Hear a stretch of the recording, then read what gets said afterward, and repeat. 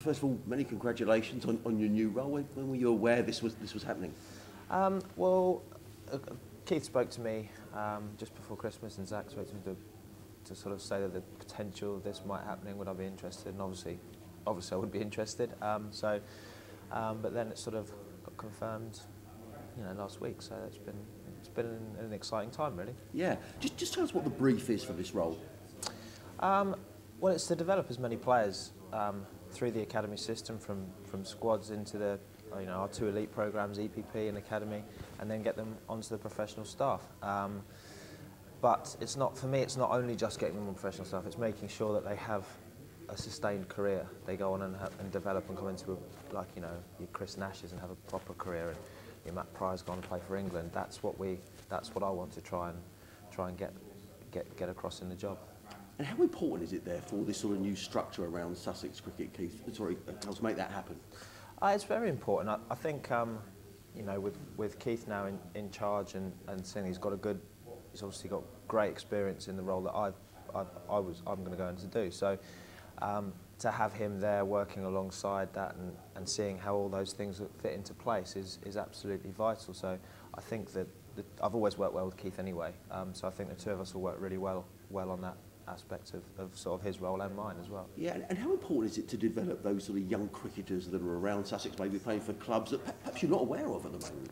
Yeah, well, I mean, that's what Sussex is about. That's the model that Sussex work off. We're not a test playing county. We can't just buy in players left, right, and centre. So we have to produce our own cricketers. So therefore, that makes the academy director's job a really, really important one.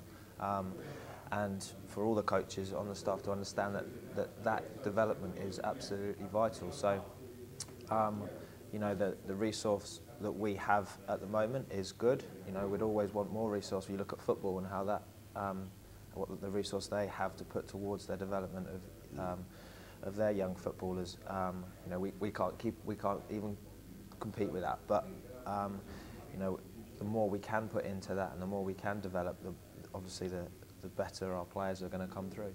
And how difficult is it to spot that player who's got that little bit extra, that little bit of talent? Well, it's interesting you say that, because the trials that we sort of hold and the sort of structure that we've got in place at the moment are being held at the moment for sort of all the age groups, from the real young ones, the 10-year-olds, all the way through to the older ones at sort of 15, 16. So I've sort of been going in and having a little watch, and you can quite clearly see a player that sort of stands out by a long way, and then other times, other ones are sort of not quite sure on, and will they come through? And that's the exciting part about the job. Can you help someone on his journey to sort of not change him, but help him along the way to sort of fulfil his dream?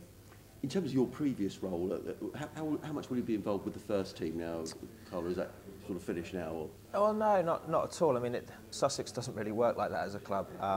I still have, quite a lot of responsibility in terms of the fielding stuff. I've now got, 7 or 8 years of working in England programs as a specialist fielding coach, and then working with Ireland last year and the Lions last year. So, I've worked across all of the, from 17 all the way through. So I've done the whole England pathway now. So I've got, as a specialist fielding coach, so, I'm probably one of the most experienced now. So that in terms of that, so for me to bring that to the first team I think is really important for myself, but also for the club and for the team.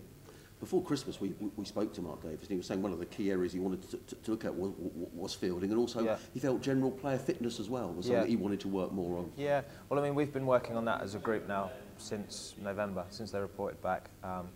We've been working on their fielding skills and their fitness to field, and how robust they are, how they move, how agile they are, all the things that you need to become a good fielder.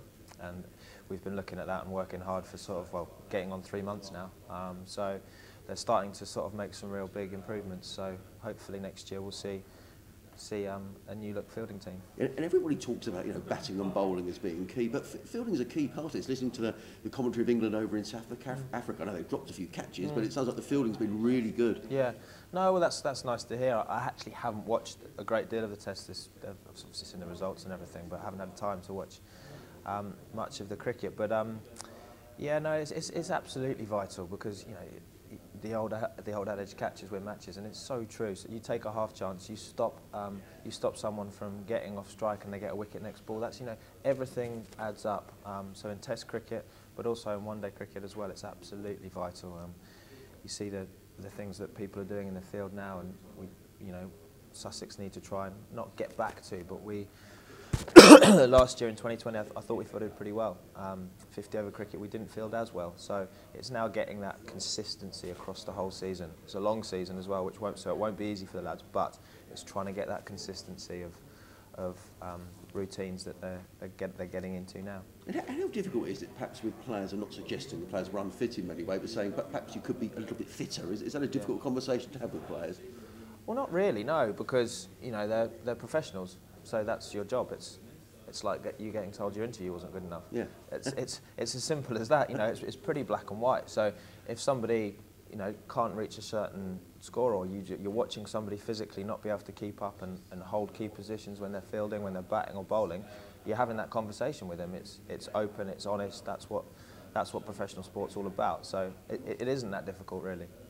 Final question, in terms of, obviously, you know, the work that you've done here have made it attractive to England and then going to Ireland as well. I wonder when you go there, do you pick up things that then you can bring back to Sussex as well? Without doubt, that's why I believe it's always good to go into different environments. You know, I've always been lucky that people have asked me to go and do different bits and pieces, because you always bring something back. You always bring something back from a different environment. And that's absolutely key to keep your current environment or your current job that you're working fresh. So, you know, Sussex have always been good with me and letting me go off and do bits and pieces. And I think when you come back, you always add something different and a different spark, and it also energises you as a coach, and then in turn will energise the players. Is that a bit about just getting out of your comfort zone as well? Yeah, exactly. I mean, you know, working with Andy Flower and Phil Simmons, I never met them before, never worked with them before. So you're going into a new dressing room, a new environment, working for a different head coach. You know, it is a different challenge, and one that you have to manage. And you know, coaching is about management, and it's about how you manage players, but also how you manage your coaching staff and your team around you as well. So, you know, those experiences that you gain help you an enormous amount. So like I said, going into different environments, I believe, is absolutely vital.